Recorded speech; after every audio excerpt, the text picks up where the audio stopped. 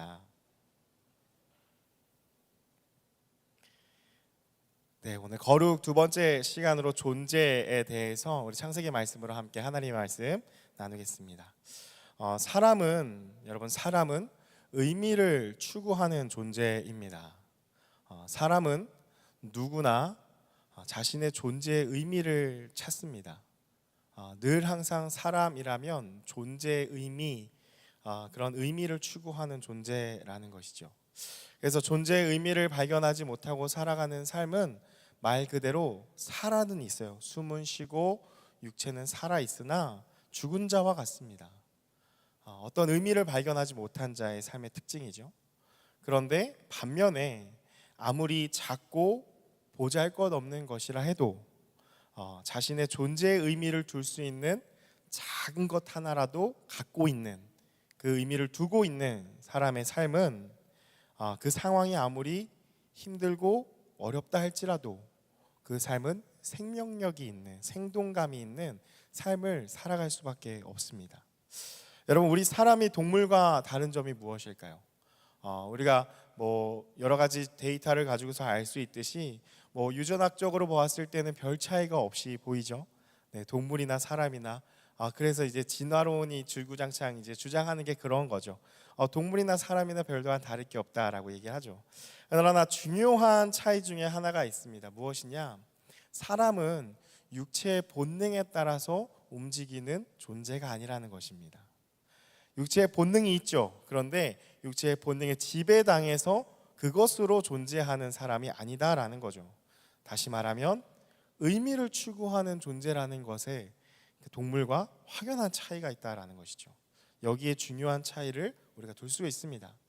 여러분, 그렇다면 우리가 살펴봐야 하는 것은 무엇이냐면 나는 어느 것에 존재의 의미를 두고 있는가를 한번 살펴봐야 한다라는 거예요. 여러분은 어떠한 것에 여러분의 존재의 의미를 두고 살아가고 있습니까? 그것이 이제 본능적인 거라면 우리가 한번 생각해 봐야 돼요. 나는 동물과 다를 바가 있나? 우리가 먹기 위해 산다. 이건 좀 아닌 것 같은데, 이렇게 좀 생각을 해볼 수가 있죠. 그래서 여러분 한번 생각해 보셨으면 좋겠어요. 나는 어떠한 곳에 내가 존재의 의미를 두고 살아가고 있는가? 몇 년 전에 유행한 유행어 하나가 있었어요.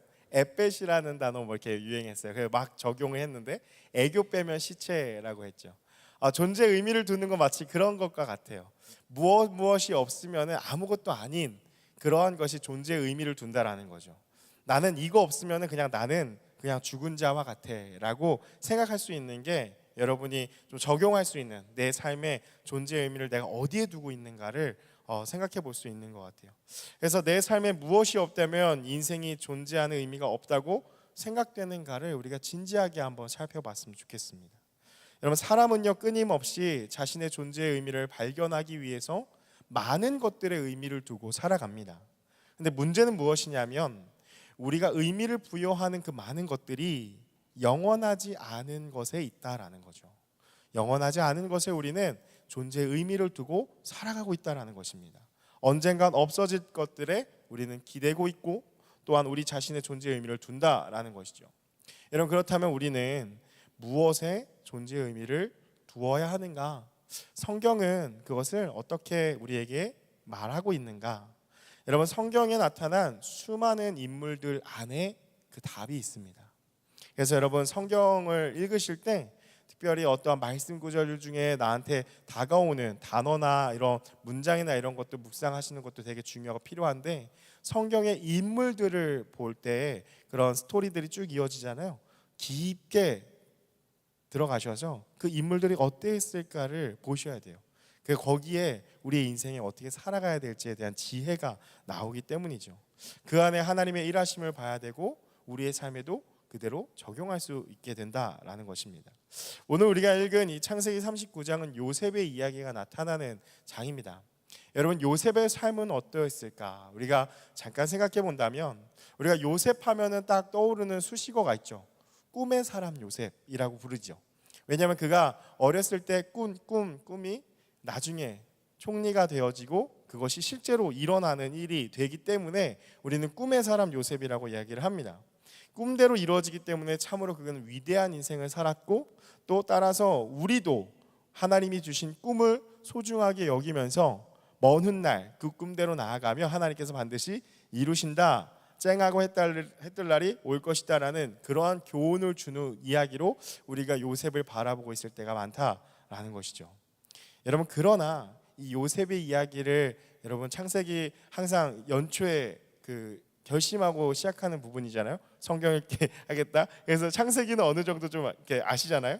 근데 요셉의 이야기를 잘 아는 사람일수록 하나님께서 나타나셔서 좋아, 그러면 너도 요셉과 같은 한번 삶을 살아볼래? 라고 하시면 사실 그렇게 고개를 끄덕이지는 않을 것입니다. 왜 그렇죠?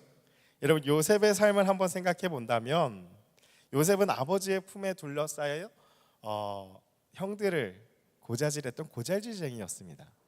그가 17살이 되는 나이에도 그렇게 채색 옷을 입고 구별되어서 아버지의 그 바지폭에 둘러싸인 그러한 삶이었다라는 거죠.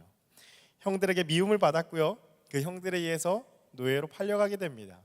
가족들과 생이별을 하게 되어지죠.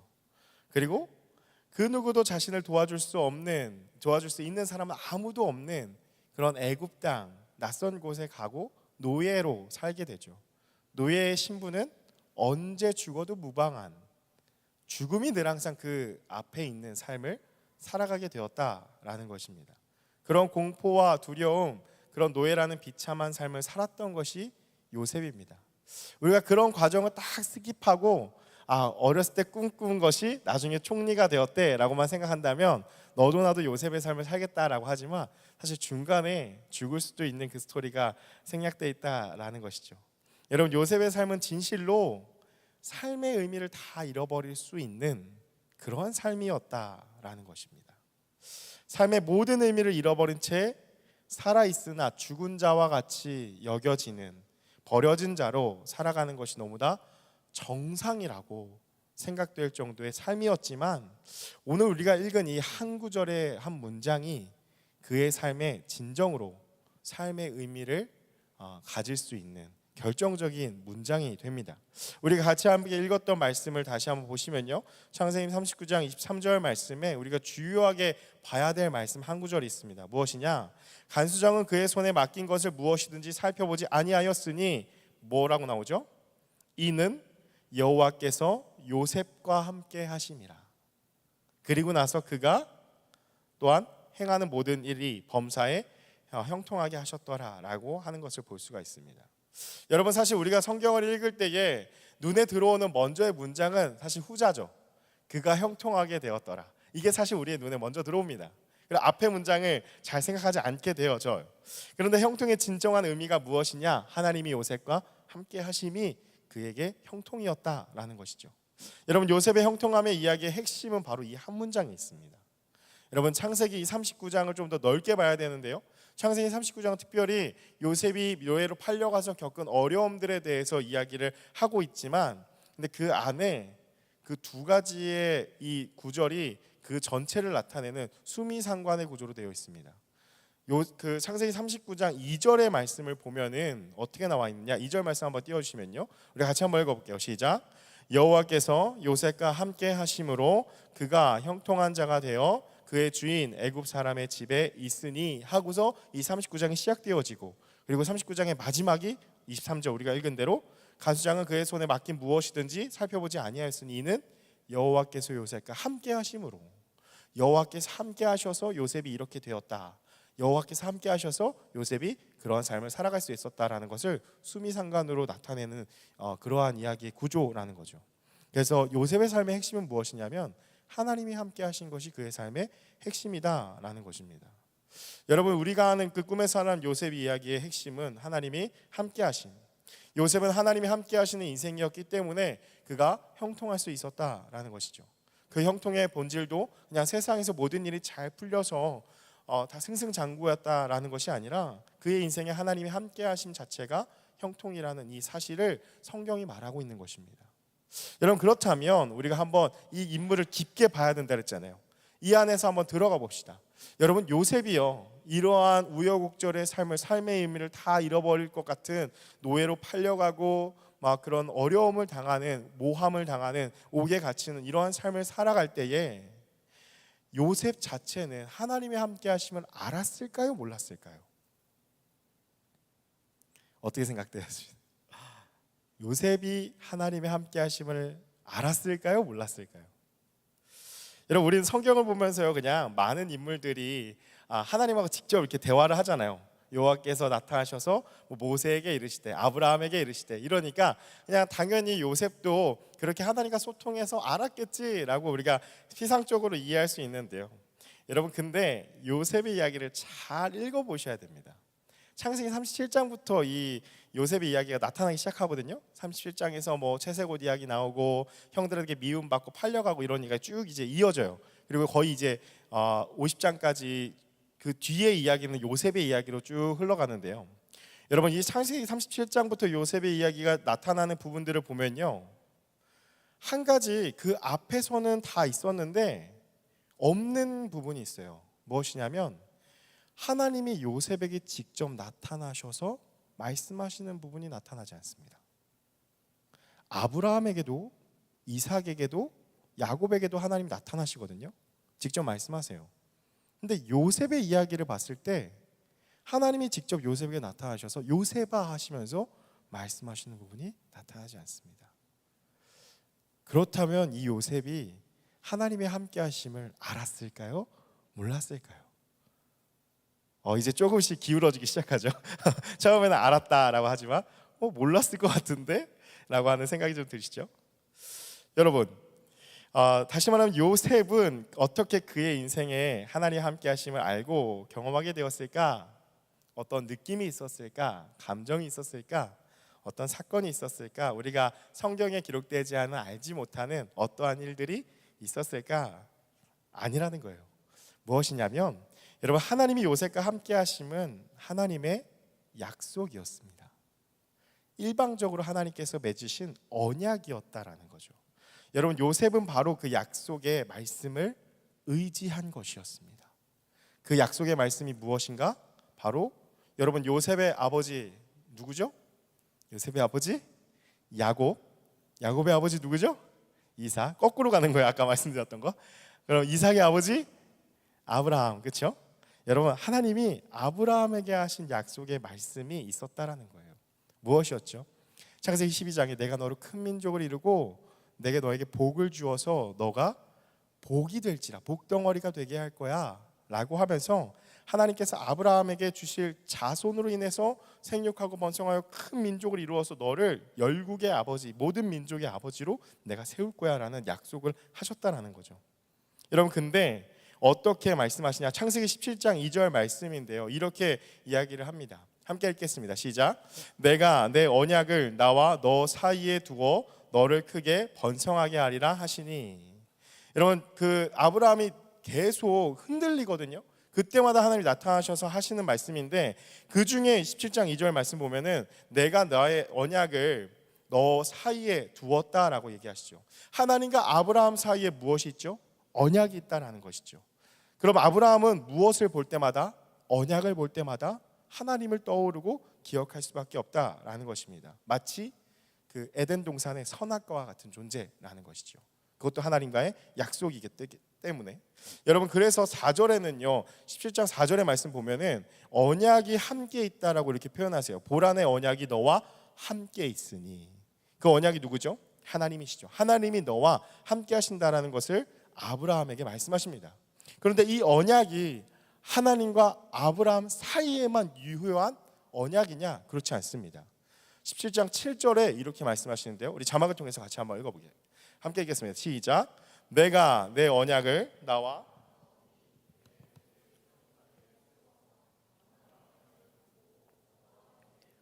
하나님이 되리라. 여러분, 말씀 보시면 뭐라고 나와 있어요?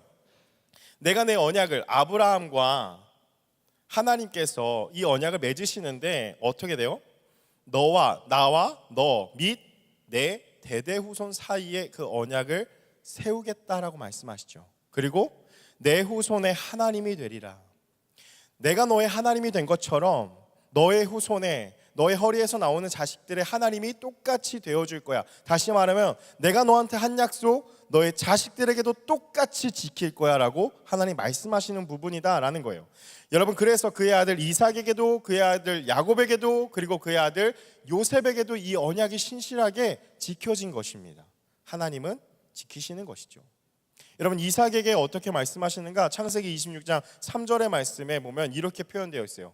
여러분 함께 읽어주세요. 시작. 이 땅에 거류하면 내가 너와 함께 있어 내게 복을 주고 내가 이 모든 땅을 너와 내 자손에게 주리라. 내가 내 아버지 아브라함에게 맹세한 것을 이루어. 여러분, 이삭에게 뭐라고 하나님 말씀하세요? 내가 너와 함께 있겠다라고 말씀하신다라는 거예요. 애굽으로 내려가지 말고 아브라함과 같이 내게 지시할 땅으로 가라라고 하시죠. 그 땅으로 가면 하나님이 함께 하시면서 너와 내 자손들, 내 아버지 아브라함에게 맹세한 약속한 모든 약속을 너에게도 동일하게 이루어 줄 거라고 이삭에게도 말씀하신다라는 거죠. 그럼 그의 아들 야곱은 어떻습니까? 우리가 눈으로 확인해야 되잖아요. 야곱, 창세기 28장 15절 너무나 유명하고 중요한 말씀인데요. 같이 한번 읽어보겠습니다. 시작. 내가 너와 함께 있어 내가 어디로 가든지 너를 지키며 너를 이끌어 이 땅으로 돌아오게 할지라. 내가 내게 허락한 것을 다 이루기까지 너를 떠나지 아니하리라 하신지라.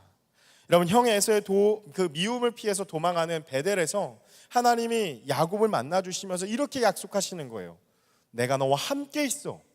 아브라함에게 하셨던 거, 아버지 이삭에게 하셨던 거 야곱에게도 똑같이 말씀하시죠. 내가 너와 함께 있어. 내가 어디로 가든지 너를 지키고 네가 이 땅으로 다시 돌아오게 내가 할 거야 라고 약속하셨다라는 것이죠. 사랑하는 여러분, 4대에 걸쳐서 이 족장들의 스토리, 이 4대에 걸쳐서 성경의 인물들에게 하나님께서 하신 말씀 우리가 지금 핵심적으로만 보고서 쓱 지나치니까 여러분 이게 체감이 좀 덜 할 수 있는데요. 여러분, 성경을 창세기 말씀 잘 보시면요, 여러분 아브라함은 175세를 살았습니다. 175년의 시간을 하나님께서는 이 아브라함에게 약속하시고 신실하게 그와 함께 계셨다라는 거죠. 여러분, 이삭은 어떻죠? 이삭은 35장 말씀 보시면은 180세를 살았습니다. 아버지 175세, 그리고 이삭 아들 180세 동일하게 사는 동안 이 약속이 신실하게 지켜졌다라는 거죠. 야곱은 147세의 삶을 삽니다. 147년 동안의 삶 가운데도 하나님 신실하시게 동일하게 그의 약속이 지켜졌다라는 거죠. 요셉은 110세의 삶을 삽니다. 도합 500년이 넘는 그 시간 동안 하나님은 신실하게 그 약속을 이루어 가신다라는 것이죠. 하나님이 그들과 함께 하신다는 그 약속이 아브라함, 이삭, 야곱, 그리고 요셉은 직접적으로 기록되어 있지 않았지만 그의 후손에게도 동일하게 하시겠다는 그 약속은 요셉에게도 이루어집니다. 왜 그렇죠? 여러분, 요셉이 하나님과 독대에서 만난 장면은 하나도 나와 있지 않은데 형제가 다시 만나게 되었을 때 그 장면, 아버지 야곱을 다시 뵙게 되었을 때의 장면, 그 장면에서 요셉이 어떻게 고백을 하냐면 하나님께서 나를 먼저 이 땅에 보내셔서 이곳에서 당신들을 만나게 하신 하나님이 행하신 일이라고 고백하는 것을 볼 수가 있습니다. 사랑하는 여러분, 오늘날 우리는 누구입니까? 그리스도인이죠. 그리스도인은 예수를 믿고 따르는 자들입니다. 우리가 지난 시간에 나눈 것처럼 하나님께서는 하나님의 거룩하심과 같이, 온전하심과 같이 우리도 거룩하라, 온전하라고 말씀하시죠. 여러분, 그렇다면 하나님과 함께 살아가는 이 거룩한 삶, 믿음의 삶은 어떠한 것인가? 우리는 지금 이 땅 가운데 어떻게 존재해야 하는가? 여러분, 새가족 1주차 때 나누는 내용이 믿음에 대해서 함께 나누는데요. 여러분, 믿음은 무엇인가? 무엇을 믿죠 우리가? 대상이 있죠. 하나님을 믿는다라는 거예요. 여러분, 근데 보이지 않는 하나님을 우리가 어떻게 믿을 수 있습니까? 이것이 정말 중요한데요. 보이지 않는 하나님 여러분 어떻게 믿습니까? 근거가 있다라는 것이죠. 근거를 가지고, 증거를 가지고 믿는 것입니다. 그래서 그런 찬송가의 가사도 있는 거예요. 예수 믿는 것은 받은 증거 많도다. 증거가 있기 때문에 믿는 것이죠. 증거가 없으면 절대 믿을 수 없습니다. 그것이 믿음에 형성하는 원리라는 거죠. 여러분, 증거가 무엇입니까? 증거는 살아계신 하나님의 말씀, 성경이라는 것이죠. 여러분, 우리의 믿음의 근거는 어디 있는가? 이 성경 말씀에 근거하는 것이 우리의 신앙입니다. 여러분, 구체적으로 성경 말씀에 무엇을 믿는가? 이 성경의 말씀이 우리에게 말하는 것이 무엇인가? 여러분, 성경은요 크게 우리가 두 권으로 나눌 수 있죠. 어떻게 나누어지죠? 구약 성경 그리고 신약 성서 이렇게 나누죠. 구약, 신약, 올드 테스터먼트 또 뉴 테스터먼트 할 때 다 그 약이라는 것이 뭐죠? 약속이에요. 언약이라는 것이죠. 증거라는 것입니다. 여러분, 다시 말하면 성경은요 온통 약속에 관한 책입니다. 하나님께서 사람들에게 하시는 약속이 가득한 것이 성경이라는 거죠. 약속의 당사자는 바로 하나님과 성경에 나타난 인물들, 그리고 오늘날 하나님을 믿고 따르는 예수의 피로 거듭남을 받은 하나님의 자녀들, 우리라는 것입니다. 여러분, 하나님께서 그의 사랑하시는 백성들에게 하신 약속들로 온통 가득한 것이 바로 성경이다라는 것이죠. 따라서 우리가 성경을 읽으면서 하나님께서 우리에게 약속하신 것들을 우리가 믿는 것이죠. 여러분, 그 약속의 말씀들을 믿음으로 받아들이는 것입니다. 여러분, 그것이 우리의 믿음이고 그것이 믿음의 근거라는 거죠. 여러분, 그런데 우리의 믿음의 실제를 보면 어떻습니까? 여러분, 하나님이 우리와 함께 하심을 믿느냐고 하면 여러분 어떻게 대답하십니까? 우리가 계속 함께 인사하잖아요. 하나님이 우리와 함께 하십니다라고 믿음의 말로 선포하는 건데요. 여러분, 누군가 여러분에게 그렇게 질문한다면 여러분 뭐라고 대답하실 겁니까? 하나님이 우리와 함께 하신다. 그것을 어떻게 믿냐고. 여러분, 누군가 이렇게 질문한다면 여러분 뭐라고 대답하실 수 있을까요? 여러분, 믿는다라고 얘기는 하겠죠. 그런데 그 증거가 뭐냐라고 하면은 우리 그냥 막연하게 이렇게 대답할 거예요. 아니, 그 있잖아, 그 센트럴 예배 드리면은 그냥 찬양할 때, 예배할 때 그냥 찬양하면 뭔가 기분이 좋아. 그리고 뭔가 찬양할 때, 뭔가 예배할 때 뭔가 하나님이 나와 함께 하시는 그런 기분이 들어. 그런 마음, 함께 하시는 것 같아. 그래서 나는 그걸 믿어라고 이렇게 대답하지 않을까요? 여러분, 사실 이것은 말 그대로 허무맹랑한 막연한 믿음입니다. 믿음의 증거가 무엇이냐라고 했을 때 우리는 뭐를 근거로 얘기하고 있는 거죠? 내 느낌이에요. 내 감정이고. 그렇다면 어떻게 되죠? 어느 날은 막 예배를 드리는데 뭔가 마음에 감동이 안 와요. 뭔가 찬양을 해도 이게 몸이 건조하고 뭔가 울림이 없어요. 지난주에는 내가 막 눈물 흘리면서 찬양하고 너무 좋았는데 하나님 나와 함께 하시구나 라고 이렇게 느꼈는데, 근데 이번 주는 찬양할 때 냉랭해요. 뭐지? 그럼 여러분, 하나님이 살아계시지 않나요? 우린 그렇게 얘기할 수 있다라는 것이죠. 여러분, 이것과 같다라는 거죠. 정말 안개를 사로잡는 것과 같은 믿음이다라는 거예요. 여러분, 그러니까 우리의 삶이 어떻게 되느냐? 흔들린다라는 것입니다. 믿음의 증거가 우리는 없어요. 믿음의 증거를 어디에 두고 있죠? 내 기분에 두고 있는 거예요. 내 감정에 두고 있고 내 느낌에 두고 있는 거예요. 그러니까 나한테 뭔가 느껴지는 것이 없으면 하나님이 자연스럽게 어떻게 연상이 되어져요? 하나님 안 계시구나. 하나님 지금 응답하지 않으시구나. 살아계시지 않으시구나. 그러니까 우리의 믿음이 자꾸 오락가락한다라는 것이죠. 쉽게 믿음을 잃어버립니다. 늘 흔들리면서 삶의 의미를 너무나도 쉽게 그냥 잃어버리게 된다라는 것이죠. 여러분, 그러니까 인생에 작은 일만 있어도 어떻게 돼요? 우리의 신앙을 쉽게 저버리려고 하는 거예요. 어디에 근거하고 있기 때문에? 내 느낌, 내 감정, 내 필링에 충만하기 때문에 어느 날은 느껴지지 않아. 그러니까 그냥 흔들린다라는 거죠. 그래서 교회 안에서 누군가 나에게 좀 상처 주는 말을 했어요? 그럼 어떻게 되어져? 바로 이어져요. 교회를 안 나와버려요. 왜요? 나의 느낌이 안 좋은 거죠. 내 느낌에 간구하고 있으니까, 두고 있으니까 증거를 누가 나한테 뭐라고 해요? 그러면은 신앙을 저버리는 거예요. 여러분, 대인관계가 어려워요. 교회 안 나와요. 학교에 시험이 있어요. 교회 안 나옵니다. 직장에 중요한 어떤 일이 있어요. 잘 보일 사람이 있어요. 일이 좀 있으면 어떻게 돼요? 쉽게 그냥 하나님 저버리는 거예요. 왜요? 일에 고민도 하지 않아요. 정말 한치의 일도 고민하지 않고 타협의 대상도 되지 않고 그냥 바로 저버린다라는 거예요. 왜 그렇죠?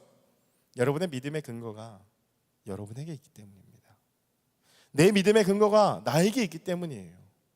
내 감정이 좀 좋으면 하나님이 있는 거고 내 감정이 좀 안 좋으면 하나님이 없다고 생각하니까 뭔가 좀 안 좋으니까 하나님 없다고 바로 얘기해 버린다라는 거죠. 여러분, 그렇기 때문에 늘 우리의 믿음이 흔들리게 되는 것입니다. 그런데 오늘 성경의 말씀을 보면 어떻습니까?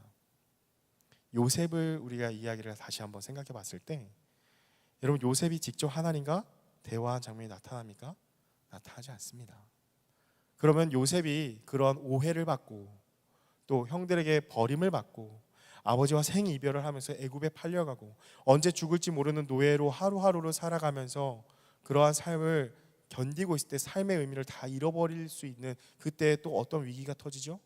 보디발 아내의 유혹에 의해서 모함을 당하고 옥에 갇히게 되잖아요. 그 옥에서도 하염없는 그 시간을 보낼 때에 그 요셉이 어떻게 그 믿음을 지킬 수 있었는가? 그것은 약속의 말씀. 어렸을 때부터 야곱이 그 아버지 야곱이 요셉에게 해주었던 약속의 말씀. 하나님이란 분이 계신데 너의 할아버지 아브라함, 이삭 그리고 야곱 나의 아버지 하나님이 너와도 함께 하신단다. 그 약속이 아브라함 때도 이루어졌고 이삭 때도 이루어졌고 나 야곱 때도 이루어졌고 너 요셉에게도 이루어질 거라는 그 약속의 말씀이 그 마음 가운데 있었기 때문에 그가 그 모든 시간들을 견딜 수 있는 근거가 되었다라는 것이죠. 사랑하는 여러분, 말씀을 마무리합니다. 여러분, 오늘 성경에 나타난 인물들을 한번 보십시오. 하나님께서 이런 인물들을 통해서 우리에게 보여주시고자 하는 것이 무엇인가? 여러분, 아브라함과 이삭과 야곱 하면은 우리가 구약 성경에 한창 언급되어지는 이 인물들이잖아요. 근데 말씀을 정말 잘 보세요. 인물들을 잘 만나셔야 돼요. 아브라함과 이삭과 야곱, 요셉도 성경은요 단 한 사람도 어렸을 때부터 그가 되게 특출나고 영웅적이고 정말 신실한 믿음으로 그리고 있지 않다는 점입니다. 아브라함도 형편없었고 이삭도 형편없었고요, 야곱도 형편없는 삶이었고요, 요셉도 형편없었다라는 것이죠. 하나님께서 그들의 인생을 어떻게 인도하시는가? 그들에게 약속을 주시고 그들이 흔들리는 그러한 삶 속에서도 하나님은 하나님의 약속을 온전하게 신뢰하며 의지하는 인생이 되기까지 끝까지 하나님께서 하나님의 약속을 그들에게 이루어 가신다라는 것입니다. 여러분, 삶의 여러 상황들 속에서 흔들리고 요동하는 그들의 삶이 마침내 온전한 믿음으로 하나님의 약속을 붙들 때까지 하나님의 열심이 멈추지 않는다는 것이죠. 그리고 마침내 그들이 견고한 믿음으로 서는 이유는 무엇이냐면 그들의 감정과 그들의 어떤 경험과 그들의 필링에 그 믿음의 근거를 둔 것이 아니라 하나님께서 하신 약속의 말씀을 그들이 붙잡고 있었기 때문에 끝까지 그 삶이 믿음으로 살아갈 수 있다라는 것입니다. 여러분, 오늘날 우리도 마찬가지입니다. 사랑하는 여러분, 우리의 삶에 동력이 떨어질 때가 있죠. 늘 충만하면 얼마나 좋겠습니까? 근데 때로는 신앙이 그냥 무미건조해질 때가 있어요. 어떨 때는 교회도 가기 싫어요. 아마 여러분 중에 오늘 센트럴 예배 나가야지 알아요. 머리로는 알지만 정말 마음 가운데 기쁨이 없이 그냥 나와야 되기 때문에 나온 사람도 이 자리 가운데 있을 거예요. 여러분, 여러 가지 이유로 우리의 삶에 모든 에너지가 푹 꺼질 때가 있습니다. 꿈도 잃어버리고 삶의 목적도 잃어버리고 또 관계의 어려움으로 인해서 또 육체의 건강이 또 이상이 생기면 어떻죠? 그냥 다 놔버리고 싶은 존재의 의미를 잃어버리는 존재 자체에 대해서 살아는 있으나 죽은 자와 별반 다르지 않는 삶을 살아갈 때가 있습니다. 이런 그때 우리가 무엇을 점검하고 무엇을 붙들어야 하는가? 하나님께서 원하시는 거룩한 삶은 어떠한 삶인가? 하나님의 약속의 말씀들, 이것을 붙잡고 신실하게 그것을 신뢰하는 삶이, 거기에 나의 믿음의 근거를 두는 삶이 바로 하나님 앞에 거룩하게 살아가는 삶이라는 것입니다. 여러분, 우리를 그리스도인으로 존재하게 하는 힘, 우리가 그리스도인으로서 살아가게 하는 그 힘, 원동력은 무엇이냐면 무엇이 우리를 지탱하는, 삶을 지탱하는 힘이 되느냐? 약속이라는 것입니다. 하나님의 약속이에요. 하나님의 임재, 함께 하심이 우리를 살게 하는 것이죠. 여러분, 그래서 그 약속의 말씀을 꼭 붙잡고 있어야 됩니다. 약속이 없기 때문에 믿음이 흔들린다는 것을 꼭 기억하셔야 돼요. 여러분, 그렇다면 그것을 어떻게 할 수 있는가? 먼저는요, 여러분, 조급함을 내려놓으셔야 됩니다. 여러분, 신앙도 공부와 똑같습니다. 운동과 똑같습니다. 왕도가 없어요.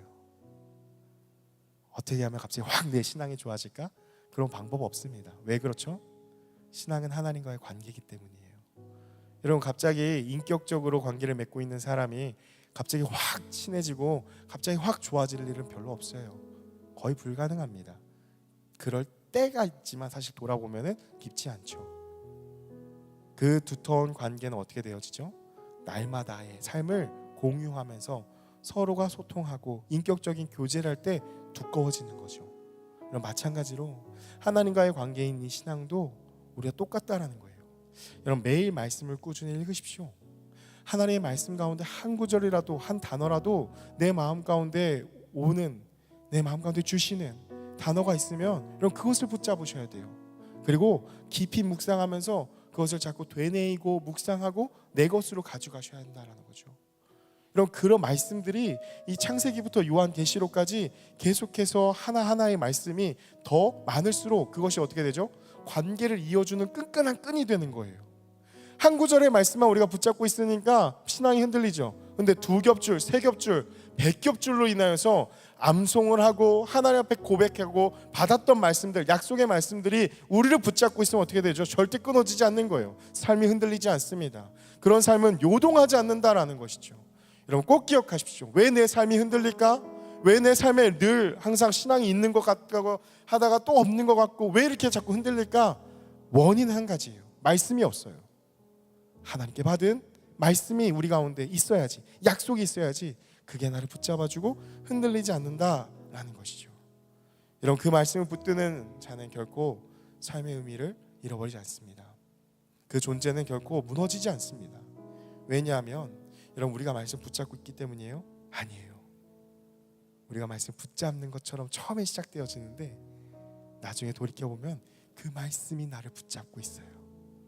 그 말씀이 나를 꽉 붙들고 있기 때문에 하나님과 함께하는 존재들은 결코 흔들리지 않는 것입니다.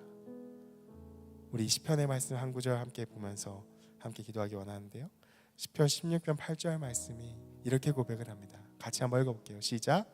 내가 여호와를 항상 내 앞에 모심이여 그가 나의 오른쪽에 계심으로 내가 흔들리지 아니하리로다. 내가 여호와를 항상 내 앞에 모심이여 그가 나와 함께 하심으로 내가 흔들리지 않는 것. 여러분, 주님의 약속의 말씀을 붙들고 흔들리지 않는 존재가 되어서 거룩한 삶을 살아갈 수 있는 저와 여러분이 되기를 주님의 이름으로 축복합니다.